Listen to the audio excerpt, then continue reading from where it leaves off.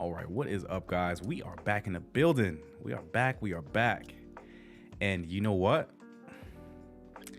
I'm actually looking forward to this one here, this stream here. And it's all live. Just so you guys know, I gotta make a couple of tweaks really quickly just to let you guys know it is live. Gotta make a couple of tweaks here. Give me 1 second. And okay. I don't know where to put this. Make this a little bit smaller. My fault, guys. Gotta make sure that, you know, we can yeah, that's good. That's good right there. All right, man. So I created this live stream today because I myself have an upcoming trip, which is pretty huge. I'm going to the country of Brazil next week, actually. And one of the things I challenged myself with was learning the language. And I had to kind of figure out how to learn languages on my own. And I figured that a lot of other people had like these same challenges, like, hey, how do I learn this new language? How do I kind of move around in a different country that I've never been to before? Because in Brazil in particular, they don't speak Spanish, and my Spanish is actually like at an intermediate level. But Portuguese is a different beast. So I had to kind of go back to my roots, and I had to figure out how can I learn Portuguese in about a month and a half, right? So going beyond the typical use Duolingo and just do Duolingo for like 5 or 10 minutes a day. That's cool and everything, but we want to level up. We want to be conversationally ready to go into this country and be able to communicate with the locals proficiently and accurately, right? We don't want to be going to a different country, speaking a new language, and say the wrong things to people. So the reason why I wanted to make this stream is because I found some ways on my own, and then I've asked a few friends and colleagues of mine how they learned a new language, and I compiled everything into 10 different ways to help you learn a new language that I've used myself. And I have an extra one and a bonus one that you guys may see that it is very useful. And everything here is free, right? Everything that's going to be recommended here is all for free. And there's so much free information and free education on the internet. You just have to know how to access it and take advantage of it. So I'm not going to delay any further, man. Let's get right into it. And just to let you guys know, super chats are welcome during this live stream. And I do this out of love, but it will be nice to get a little bit of love on the back end as well. Pause. No diddy. So the first thing I'm going to talk about is immersing yourself daily, even if it's just for a few minutes. And let's see, got my notes here. So incorporate the language into your daily routine, even if it's just 5 to 10 minutes a day. Just use it while doing simple things like saying your grocery list, talking to yourself. But all of us talk to ourselves, man. After COVID, after all the lockdowns, bro, like all of us talk to ourselves. Or setting your phone to a new language. That last one I did for Portuguese, and I struggled with it a lot. I was like, yo, first of all, I love sending GIFs in my messages app to other people. And when you choose a different language other than English, it removes the GIF keyboard from your iPhone, at least. And that was a big big pain point for me. So I changed it right back to English maybe like a week after. I was like, man, this is so frustrating not knowing what stuff means and kind of figuring stuff out again. But that could be a definite help for you guys as well. And I think I'll save this portion here for the last tip here. And this is going to be a pretty quick live stream as well. I'm not going to drag this out. I'm going to make it extremely concise, tight, and very useful for you guys. So immersing yourself daily, even if it's just for a few minutes, into that new language, even if it's like like maybe just going around your house and being like, okay, those are zapatos. Those are, the light is luz, if you're trying to learn Spanish, of course. And just going around your house, like looking at stuff like, oh, this is this and that, this is this and that. That will also help you as well. Let's see here. Let me see if I can get. Okay, no, I'm gonna save this. I got a really, really good one for bonus, and I just want to show you guys it. But let's continue with number 2. So I never used this before, but I have heard a lot of friends, a lot of colleagues have used it before as well, and it's helped them tremendously. So it's using flashcards with visual cues, and I don't have the time to really make flashcards, but what I do, I don't know if that's disgusting or not. Well, for what I do is for any new language I'm trying to learn, I'll grab a notebook and I'll write like notes here. So you guys can see, like, I don't know if this is gonna work properly, but I have like a whole bunch of notes, and it's this one in particular is for Portuguese, and I have the Portuguese word for something, and I have the meaning of it in English, and then I figure out the conjugation for that word. So for instance, fala or falo in Portuguese is speak. So if you want to ask one if they speak English, you say você fala inglês in Portuguese. And the way that you conjugate it is falo is eu, which is I in Portuguese. And if you're asking a female or a male, you ask them fala, right? So I use just a notepad there, and I just fill it up with words that I learned using Duolingo. And this will play into one of the portions here, at least number 10. It'll play into number 10 for you guys as well. So that's what I use in place of flashcards. And to me, it's just a little bit faster than trying to like write pictures and visual cues and stuff. I just write the words down and I'll learn the words and learn how to use them in conjugation, because conjugation is the most difficult thing about learning a new language, especially if it's like a Latin language like Spanish and Portuguese. You have to kind of figure out how to say plurals. You have to figure out if a word is in the feminine or the masculine, and you have to figure out how to change the ending of each of those words so you're not mixing and matching when you're speaking to people. So you have to figure out how to conjugate words correctly, and that's how you actually do it. Why am I pointing with my pinky? That's how you do it. You have to write stuff down, and that's how people remember things a lot of the time. It's just writing it down and then reciting it and reciting it and reciting it, doing it daily on a daily basis. And that's how you learn how to use the language correctly. So let's jump to number 3. I told you guys it's going to be a short live stream, but it's going to be very useful. It's learn the core vocabulary first. This is paramount. If you guys don't know the core vocabulary for the new language you're trying to speak, odds are you're not going to do that well. So here are some tips for you guys. So focus on learning the top 100 to 200 words in this new language. And they'll cover a large majority of everyday conversations. Like, of course, the first thing you should probably be learning in a new language is greetings. So learning how to say hello, goodbye, good morning, good afternoon, good night in that particular language.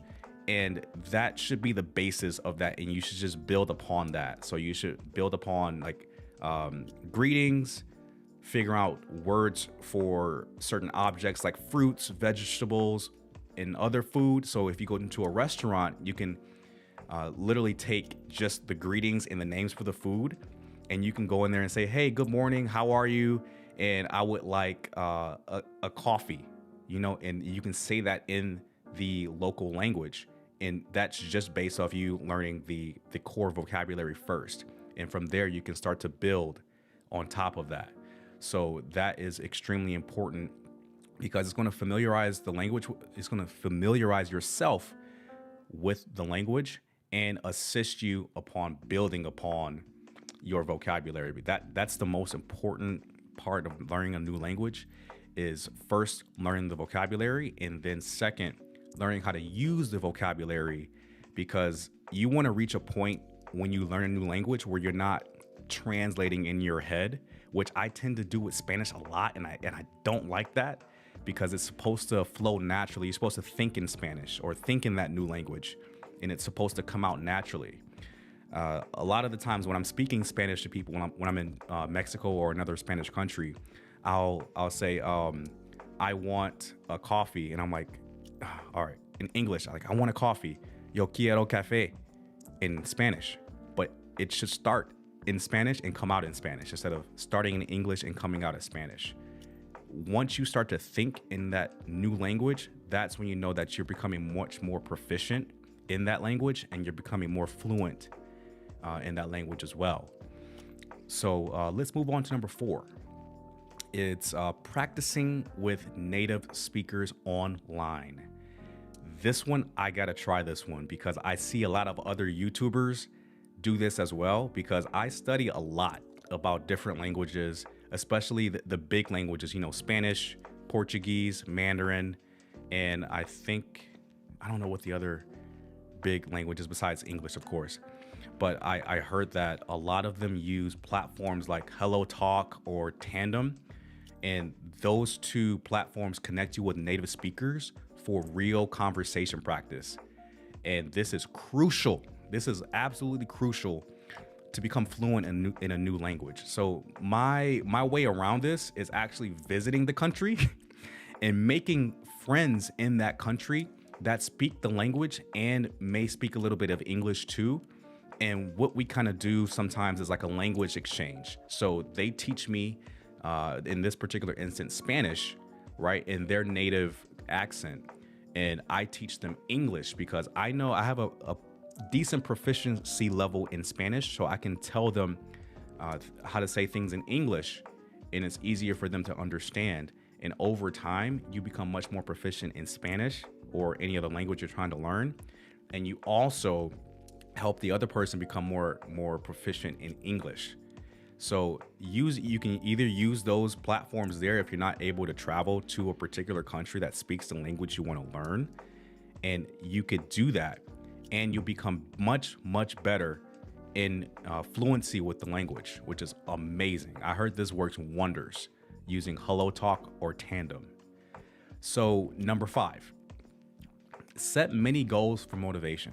I need to do this actually, because I gotta learn a little bit more Portuguese before I go on my trip to Brazil next weekend.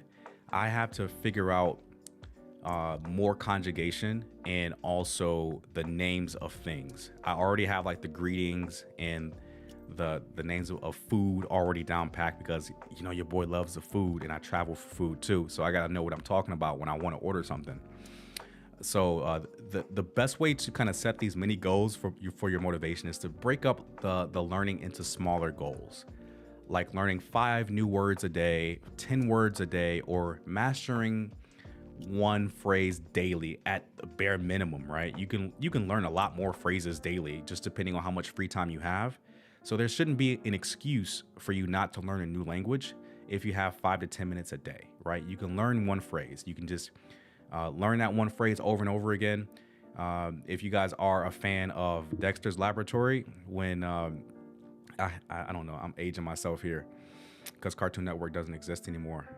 Dexter's Laboratory, he tried to learn French in his sleep, and the actual record that was playing the French got stuck on a certain part, and it said "I'm du fromage," and he woke up only knowing that one phrase, and he kept saying it over and over again on that whole episode. That was one of the better episodes, but I'm getting sidetracked here.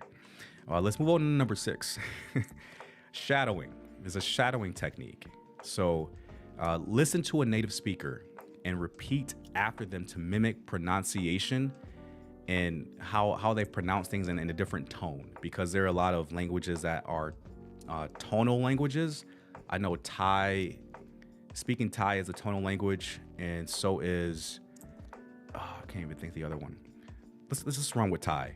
So Thai, if you say something in a certain inflection, it's an entirely different meaning than if you were to kind of like say it like in a normal tone like this. You have to You have to raise your tone, and then you have to lower your tone with certain terms in Thai.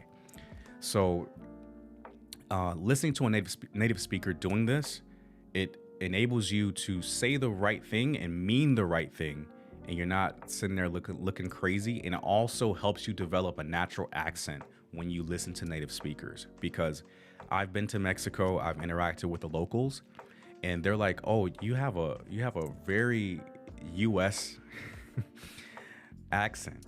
And I'm always striving to sound like a local, so I'll listen to them talk, and I'll not imitate the accent, but I'll try to make it my own and try to like sound more like them, because there are certain words in Spanish that when Mexicans say it, it sounds completely different than the way that I say it. And they're like, no, don't say it that way. Say it like this. And the way that you kind of, you have to, you have to be in control of your tongue, if that makes sense. Pause. You have to kind of know how to move your tongue in a way to where it kind of mimics how they move their tongue in a different language, because in English you really don't think about it if you're already fluent in English, like how much you move your tongue when you speak. In different languages, to make a specific sound in a different language, you have to move your tongue in a certain way that people that are native English speakers aren't used to. I used to find it difficult to roll my R's in Spanish until I looked at how people roll their R's in a diagram of how they move their tongue on how to roll their R's in Spanish. And now I can roll my R's pretty decently now, but you guys will have to really study the new language that you're looking to learn. It's not just something that you can just open an app on your phone and do Duolingo for 10 minutes a day and expect to be fluent over time. You have to really immerse yourself in the language. All right, number 7 is label items in your home. I don't know if I'll do this, but this is something that helped someone else that I know learn a new language. So label things around your home with sticky notes in the new language. Every time you see them, you'll recall the word. So you can put a sticky note on a light saying luz. This is a luz, a light, or a refrigerator, or a cabinet, or something like a car. That helps, but I think probably just having like a notebook that I just showed you guys is probably more helpful than doing labels, in my honest opinion. So you can try that. It's not something that I want to do, but it's fine. All right, number 8. I guess this can play into some of the bonus stuff that I'm going to mention after number 10. Use music, movies, and shows as study tools. So before I get into the tips, there have been a lot of people that have learned a different language watching the show Sesame Street in that particular language, because Sesame Street uses very basic words in the language that they're speaking. So this can be used if you guys watch Sesame Street in French, Spanish, because they have it in a myriad of other languages that you guys can find for free on YouTube, right? You can learn so much stuff for free on YouTube, and people underutilize YouTube, and it's very underrated. But if you just look for Sesame Street in Spanish, you'll find damn near full episodes on YouTube for free, and you watch this stuff, you listen to how they speak, you just watch it. Even if you have like Netflix, like a Netflix account, turn the subtitles into the language you want to learn. So when you're watching your favorite show, I rewatched Prison Break in Spanish, and it's actually pretty interesting in Spanish, but you change the subtitle language into Spanish. You leave the audio in English as well, but if you want to level up and go into pro mode, you change the audio into Spanish and you leave the subtitles in Spanish as well, and you kind of figure out stuff if you want to be super advanced, right? But if you have a Netflix account, change the subtitle language. You can do the same thing in YouTube, but I think it just translates the original subtitle language into the language you want to learn. I don't know how accurate that may be, so that's to each its own. but they also have other paid services called LingoPai. Let me see if I can show you guys what LingoPai is really quickly. Let's see, LingoPai. I've actually used LingoPai in the past. So what LingoPai basically does is that it takes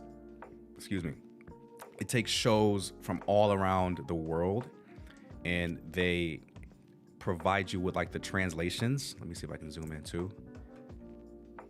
And it gives you like a script in that particular language, and you can take your time throughout the show, and you can pause it, and you can actually click on a word that you may not know, and it actually shows you the meaning of it in your language, so you can actually practice and figure out what's actually going on in the show.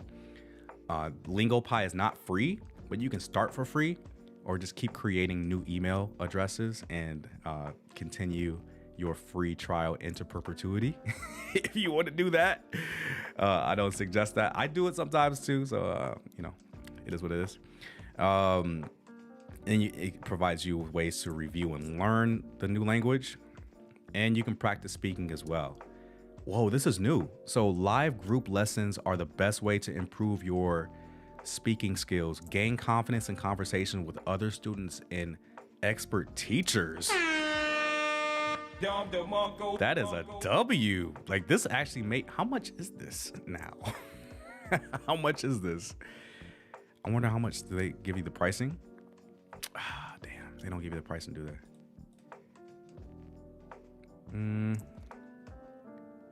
Damn, I'm so sorry, guys. I this is like on the fly live, so I'm not sure how much this stuff costs. But I know it's like a monthly subscription. Yeah, so LingoPai is one of the big ones that I've actually used in the past, and it's been extremely helpful. Let's get back into it.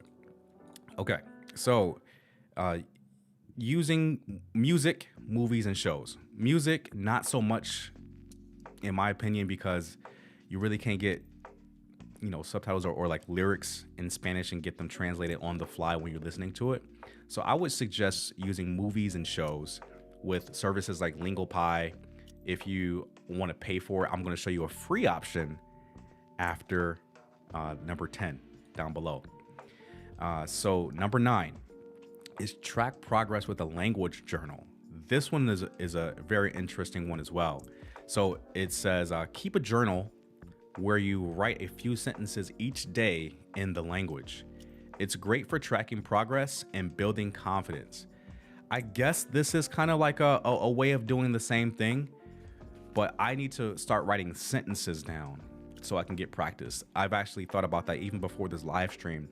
I have to start writing sentences down with the new words that I learned, because the more that you practice, the more that you repeat what you want to learn, the better retention that you're going to have in your brain. That's just how the human mind works.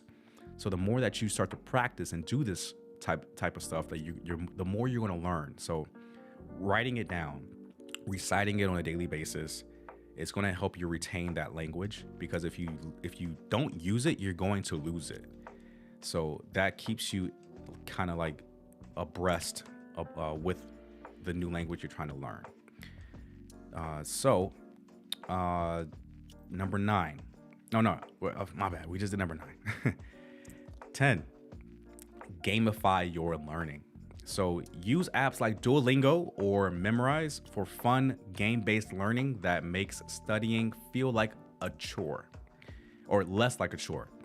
I would also add Pimsleur on that list as well. So Duolingo, Memrise, and Pimsleur. I know Duolingo is free, so that may be the best option for my my people that may not want to pay to learn a new language. There are free options out there. Duolingo is probably my favorite as well. I have the Duolingo Plus or whatever, like the mid tier that you pay. I got it free from my cell phone carrier, and it's very, very helpful. I love Duolingo.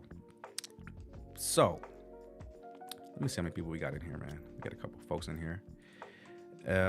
Let's see. I wanted to go do some bonus stuff for you guys.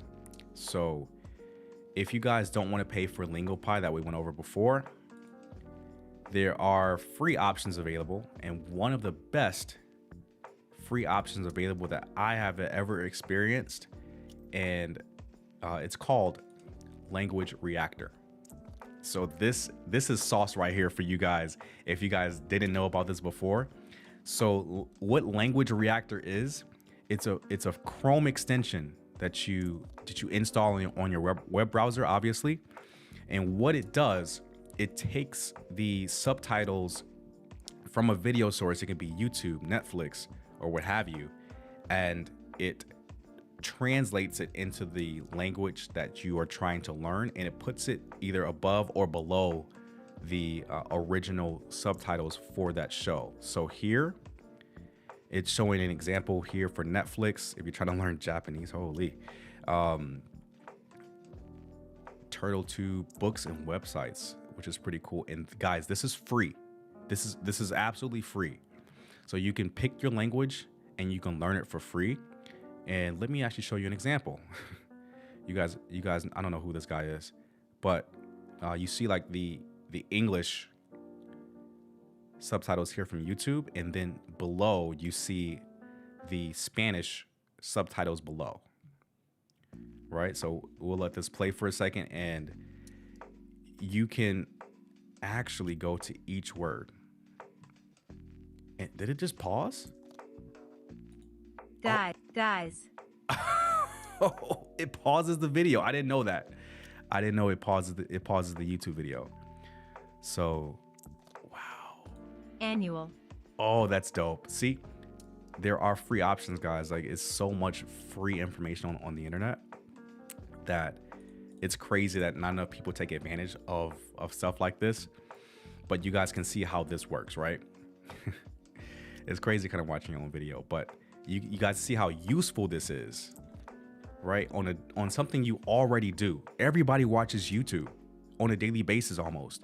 So doing this in installing Language Reactor, you could be watching your regular content and learning a new language at the same exact time.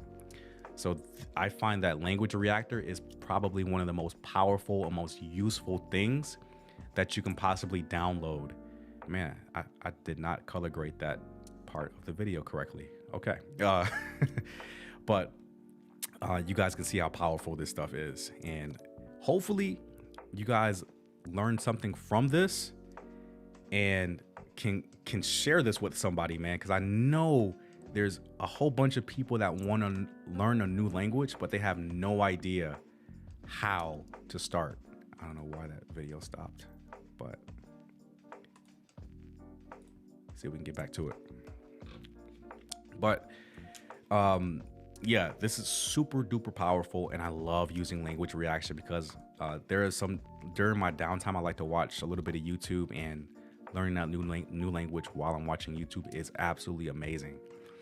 I think that's it, man. I don't know. You guys have any suggestions for the audience as well, if you're watching it live or even if you're watching it on the replay?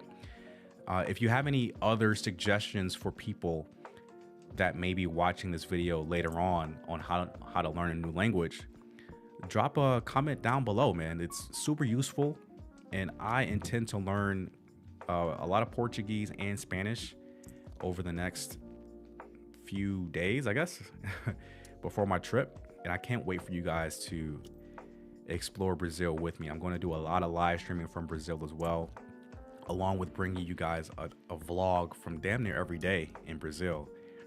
So stay tuned for that. If you're not already subscribed to Trippin with Jay, make sure you subscribe, man.